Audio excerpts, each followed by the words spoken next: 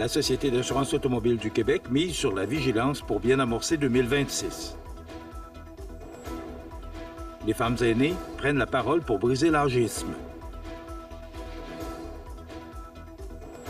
Les aînés de Saint-Michel-de-Bellechasse au cœur d'un projet inspirant.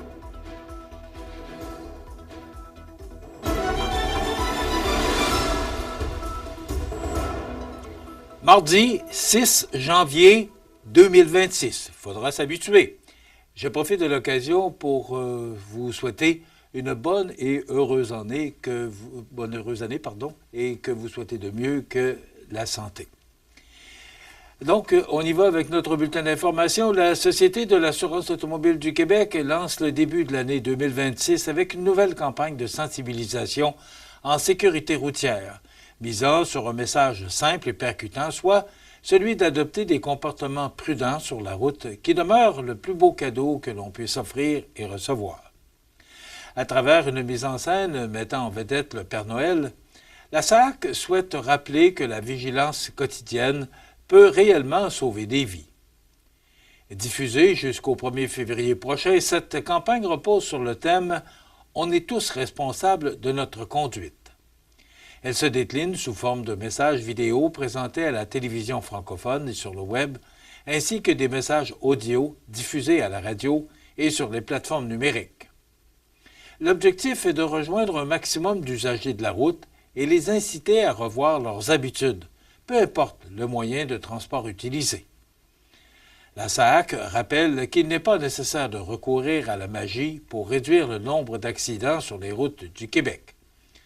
3 comportements demeurent essentiels, dont celui d'éviter toute forme de distraction, de respecter les limites de vitesse et la signalisation et de faire preuve de courtoisie envers les autres usagers du réseau routier.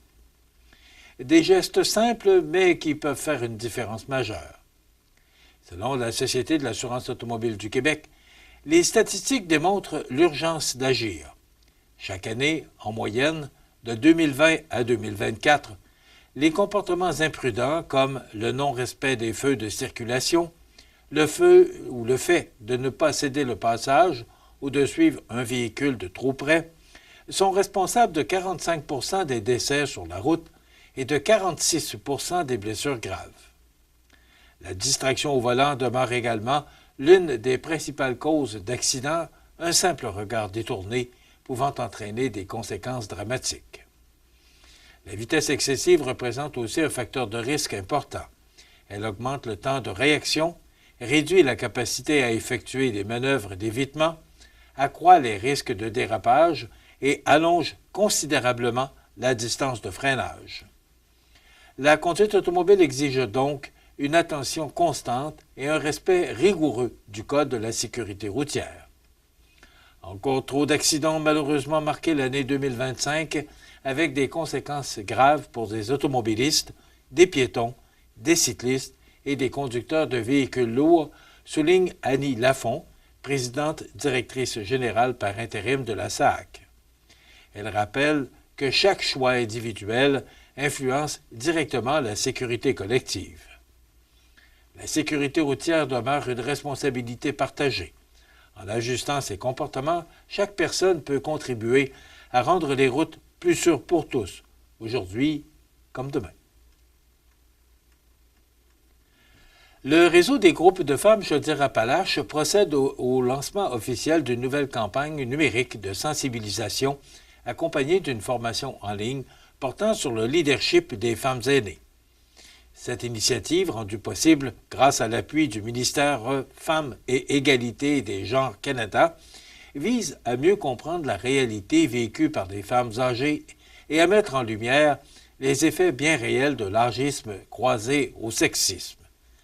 À travers cette campagne, le réseau des groupes de femmes Chaudière-Appalaches souhaite donner une voix aux femmes aînées et sensibiliser la population aux multiples formes de discrimination qu'elles subissent encore aujourd'hui.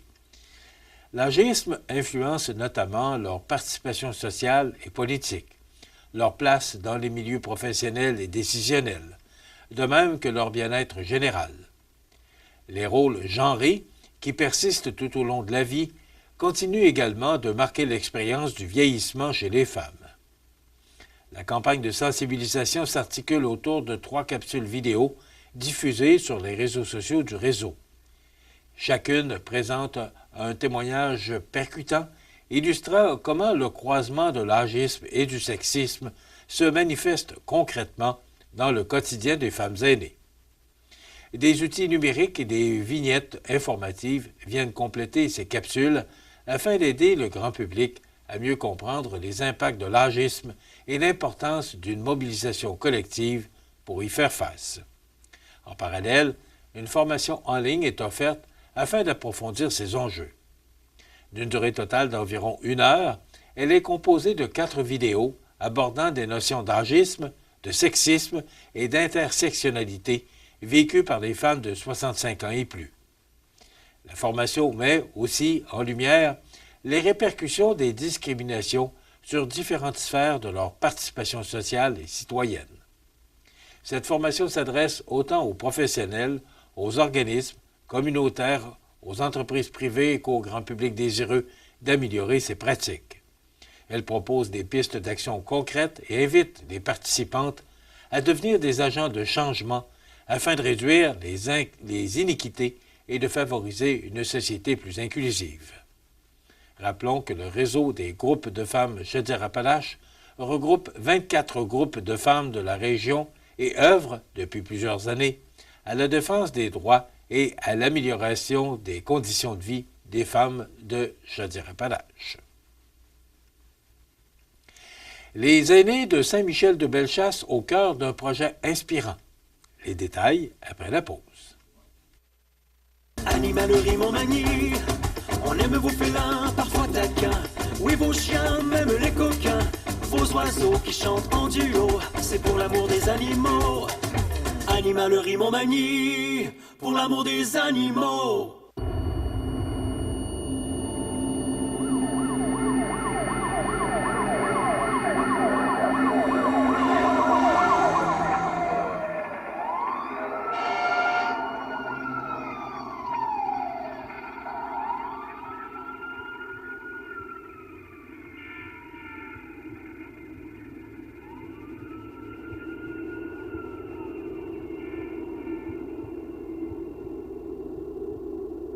Vous regardez CEMA TV, le réseau de l'information sur la Côte-du-Sud.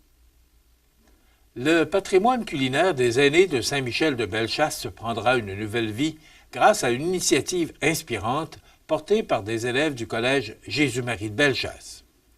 À travers un projet entrepreneurial intitulé « Nos bâtisseurs en cuisine », les jeunes mettront en valeur les recettes traditionnelles du terroir local et régional dans un livre qui sera publié en juin prochain. Encadré par Marilyn Villemur, enseignante et responsable de l'innovation pédagogique au collège, les élèves ont entrepris une démarche humaine et rassembleuse visant à préserver une part importante de la mémoire collective de la région. Le projet a récemment obtenu un appui financier de 3 000 $ de la Fondation Desjardins, une reconnaissance qui souligne son potentiel à motiver les jeunes et à favoriser leur persévérance scolaire. L'initiative repose sur plusieurs objectifs clairs, dont celui d'éveiller l'esprit entrepreneurial, d'encourager l'engagement scolaire, de créer des liens intergénérationnels et d'assurer le transfert de connaissances entre les générations. Pour y parvenir, les élèves sont allés à la rencontre d'aînés de la communauté michelloise afin de recueillir leurs témoignages et leurs recettes familiales transmises au fil du temps. À partir de ces rencontres, les jeunes ont colligé, testé et peaufiné les recettes afin de constituer un recueil fidèle aux traditions culinaires de la région. Chaque plat devient ainsi un témoin vivant de l'histoire locale, mettant en lumière le savoir-faire et les souvenirs des bâtisseurs de la communauté de Chaudière-Appalaches. Pour Marilyn Villemur, ce projet représente bien plus qu'un simple livre de recettes. Elle y voit un legs précieux offert aux générations futures, nées de la collaboration et du respect mutuel entre jeunes et aînés. Elle souligne qu'il est souvent plus simple, qu'on ne le croit, de créer des ponts entre les générations lorsqu'on mise sur l'engagement et le dévouement de chacun. Fondé en 1865, le Collège Jésus-Marie de Bellechasse est le seul établissement secondaire privé mixte de la région. Accueillant entre 275 et 300 élèves provenant notamment de Bellechasse, Lévis et Montmagny, l'établissement continue de se distinguer par des projets éducatifs innovants qui renforcent le sentiment d'appartenance et la transmission des traditions régionales. La publication prévue en 2026 suscite déjà beaucoup d'enthousiasme au sein de la communauté qui voit dans cette démarche une façon concrète de célébrer son identité culinaire. Enfin, la solidarité était au rendez-vous lors de la plus récente collecte de sang qui s'est tenue à Cap-Saint-Ignace le 29 décembre dernier, organisée avec le syndicat des pompiers de Montmagny et de Cap-Saint-Ignace. Au total, 119 dons ont été enregistrés sur un objectif de 130, un résultat qui permettra de sauver 357 vies, selon les données d'Emma Québec. Au-delà du nombre de dons, plusieurs statistiques témoignent du succès de l'événement. 9 personnes ont effectué leur toute première inscription comme donneurs, démontrant un renouvellement encourageant. Les participants âgés de 19 à 84 ans ont bénéficié d'un processus efficace, avec des temps d'attente variant de 23 à 71 minutes. La mobilisation des jeunes adultes était notable, avec 9 donneurs âgés de 18 à 25 ans. 8 participants effectuaient leur deuxième ou troisième don à vie.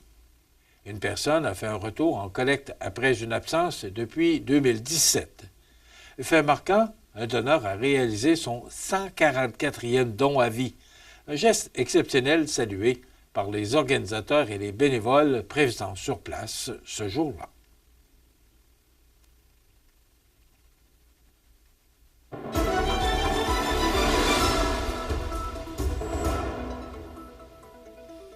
Au sport, l'Everest de la Côte-du-Sud a amorcé la nouvelle année sur une note difficile dimanche en subissant une défaite de 6-1 face au Phoenix de Montréal lors d'un match disputé sur la glace montréalaise.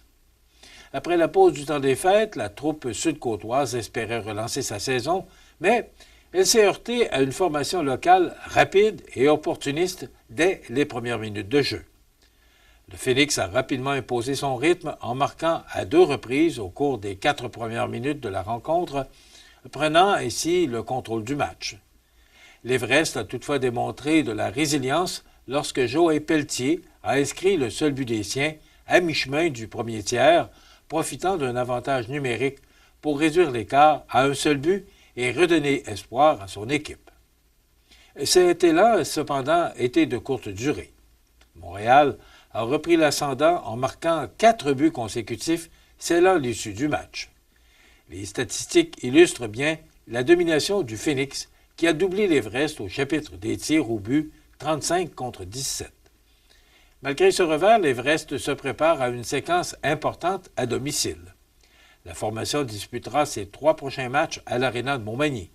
Dès le 8 janvier à 19h30, le Prime de Laval sera de passage pour la reprise du match reporté du 5 décembre. Les abonnés sont invités à utiliser leur billet original. La fin de semaine s'annonce relevée avec la visite des Panthères de Saint-Jérôme vendredi soir, puis du Collège français de Longueuil dimanche après-midi. Enfin, le 17 janvier prochain, l'Everest jouera à Rivière-du-Loup. Voilà ce qui complète votre bulletin d'actualité de ce mardi 6 janvier 2026. Dans un moment, les prévisions de la météo. Et le menu de cette émission du 6 janvier, on reçoit dans quelques instants M. Martin Picard, qui est directeur général du Centre d'action bénévole Montmagny-Lillet, et les trouvailles d'Audrey. Audrey se rendra chez ND Coiffeur et Ed Spa. Et après quoi, s'il nous reste un peu de temps, on commentera l'actualité de ce début d'année 2026 qui s'annonce. On pensait que 2026 serait peut-être un peu plus calme que 2025, mais ça ne semble pas partir de cette façon-là, avec tous les événements qui se passent actuellement. Alors, on pourra en jaser davantage un peu plus tard dans l'émission. Je vous souhaite donc une excellente émission à notre antenne.